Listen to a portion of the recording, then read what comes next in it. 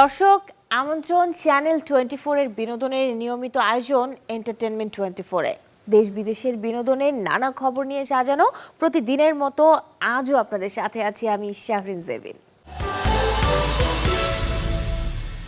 রোজার ঈদে সিনেমা মুক্তির আগেই মুক্তি পেল অনন্ত অভিনীত বিজ্ঞাপন।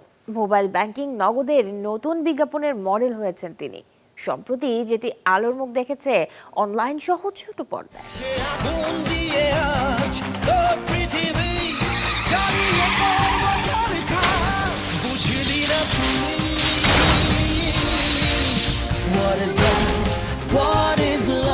2013 সালে মুক্তি পাওয়া অনন্তর ছবি নিঃস্বার্থ ভালোবাসা।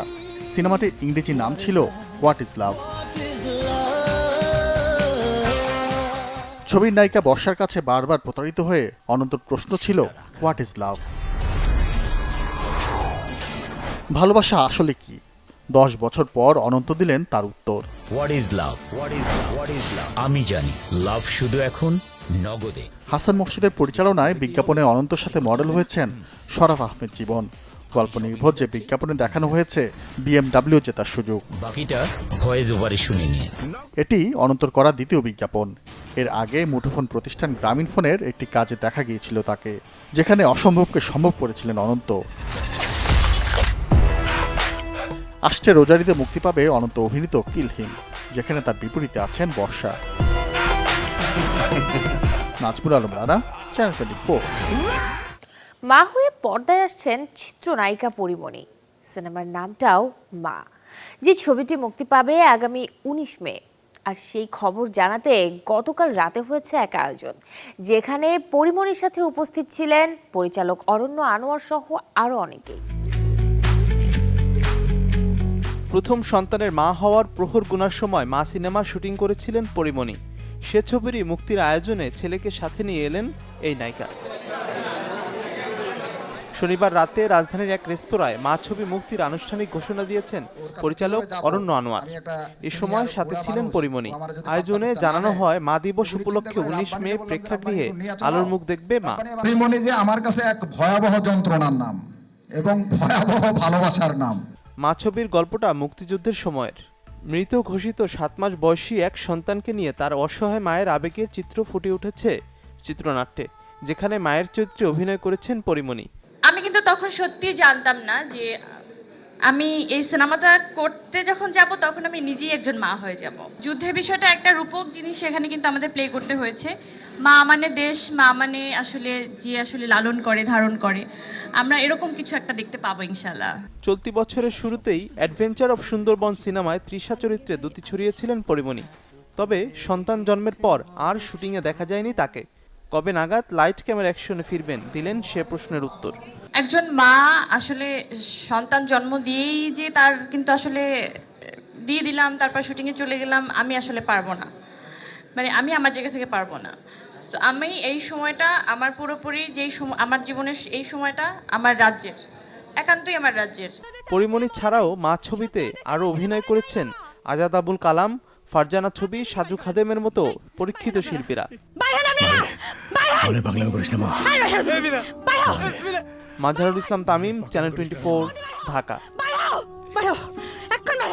শুভ জন্মদিন। জন্মদিনের এই শুভেচ্ছা জানালাম অমিতাভ বচ্চনের স্ত্রী অভিষেক বচ্চনের মা আর ঐশ্বরিয়া বচ্চনের শাশুড়ি জয়া বচ্চনকে। 75 পেরিয়ে আজ এই তারকা পা দিয়েছেন 76-এ। জন্মদিনে জানবো জয়ার ব্যক্তি সাথে চলচ্চিত্রের গল্প। 1948 সালে জন্ম নেওয়া জয়া সত্যজিৎ রায়ের হাত ধরে পা রাখেন বড় পর্দায়। 1963 সালে অভিনয় করেন মহানগর ছবিতে। এর পরের গল্পটা লিখেছেন বলিউডে। কাজ করেছেন উপহার, কোশিশ, কোরা কাগজ, জঞ্জির, শোলের মতো কালজয়ী সিনেমায়। অর্জুনের ঝুলিতে আছে পদ্মশ্রী, 9 বারের ফিল্মফেয়ার সহ একাধিক সম্মাননা। শুধু অভিনয় নয়, রাজনীতিতেও সফল জয়া বচ্চন 4 বার হয়েছেন রাজ্যসভার সাংসদ। বলিউডের স্টার অভিষেক বচ্চন এবং লেখক, সাংবাদিক ও মডেল শ্বেতা বচ্চনের। রাজনৈতিক ব্যক্তিত্ব হিসেবে জনসেবার পাশাপাশি বর্তমানে পুত্রবধূ ঐশ্বরিয়া রায় বচ্চন ও নাতনি আরাধ্যাকে নিয়ে সুখেই দিন কাটাচ্ছেন শাহেনশা পত্নী জয়া বচ্চন। আজ জীবনের ৭৫ বসন্ত পেরিয়ে পা রেখেছেন ৭৬-এ। জন্মদিনে এই অভিনেত্রীর প্রতি রইল ফুলেল শুভেচ্ছা। Happy birthday Jaya Bachchan. Shahrin Jebin, channel 24। অবশেষে প্রকাশ্যে এলো পুষ্পার লুক। ছবির নায়ক আল্লু অর্জুনের জন্মদিন উপলক্ষে মুক্তি পেয়েছে নতুন পর্বের টিজার। পুষ্পা দ্য রুলের দ্বিতীয় সংস্করণে সমাজের আধিপত্য করবেন পুষ্পা। इसी कोशिश में पुलिस ने पुष्पा पर बरसाई गोलियां। সব জল্পনা কল্পনার অবসান ঘটিয়ে অবশেষে পর্দায় ফিরছে পুষ্পা। তেলেগু আইকন স্টার খ্যাত আল্লু অর্জুনের জন্মদিন উপলক্ষে মুক্তি পেয়েছে পুষ্পা 2 টিজার। पुष्पा के कुछ कपड़े बरामद किए। खून से लथपथ शर्ट पर मिले 8 गोलियों के निशान। 2021 সালে পুষ্পা দ্য রাইজের ব্যাপক সাফল্যের পর ঘোষণা দেওয়া হয় আসছে এর সিকুয়েল। আর সেই থেকেই আল্লু ভক্তদের শুরু হয়েছে অপেক্ষার পালা। देख सकते हैं कि किस तरह पुष्पा के समर्थक हजारों की तादाद में सड़क पर उतर आए हैं।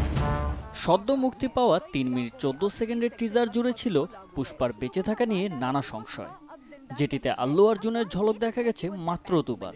আর সেই ঝলকেই সমাজে রুল করার ঘোষণা দেয় পুষ্পা। পুষ্পার দ্বিতীয় এই কিস্তিতে আল্লু অর্জুন ছাড়াও আছেন রাশমিকা মান্দানা, ফাহাদ ফাসিল, ধনঞ্জয়া, রাও রমেশ, সুনীলের মতো শিল্পীরা। सर्विलांस कैमरा का वीडियो हमारे चैनल ने अभी प्राप्त किया है। ये कैमरा সুকুমার বাদ্রেন্দ্রির গল্প, চিত্রনাট্য ও পরিচালনায় নির্মিত হচ্ছে পুষ্পা দ্য রুল। গল্প সম্পর্কে খুব বেশি জানা না গেলেও দর্শক কৌতূহল যেন থেমে নেই। শোনা যাচ্ছে সিরিজের এই কিস্তিতে মৃত্যু ঘটবে শ্রীভাল্লি চরিত্রের। রশ্মিকার বিদায়ের পর নতুন নায়িকা হিসেবে এখনো গুঞ্জনে সাই পল্লবীর নাম। समझो शेर आया है, लेकिन जब शेर ही 2 कदम पीछे ले तो समझो पुष्पा आया है। বর্তমানে কর্ণাটকে চলছে পুষ্পা দ্য রুলের শুটিং। 2023 সালের শেষের দিকে চলচ্চিত্রটি মুক্তি দেওয়ার পরিকল্পনা রয়েছে। अब रूल पुष्पा का। জুবাইর হোসেন সজল, চ্যানেল 24। একজন লেখক আর ডনের চরিত্র তো আলাদাই হয়। তবে কেমন হয় যদি কোনো লেখক হুট করে হয়ে যান শক্তিশালী সন্ত্রাসী দলের ডন? এমনই গল্পের কমেডি ছবি নির্মাণ করেছেন পরিচালক ক্যাথরিন হার্ডউইক। মাফিয়া মাম্মা নামে যে সিনেমাটি মুক্তি পাবে 14 April. Terrible news. Your grandfather is dead. দাদার মৃত্যুর পর উত্তরাধিকার সূত্রে সন্ত্রাসী দলের নেতা হন ক্রিস্টিন। তবে ভীতু ও সহজ চরিত্রের লেখক ক্রিস্টিন কোনোভাবেই রাজি নন ডন হতে। এমনই চিত্রনাট্যে নির্মিত সিনেমা মাফিয়া মাম্মা। ক্রাইম কমেডি ঘরানার যে ছবিটি পরিচালনা করেছেন ক্যাথরিন হার্ডউইক।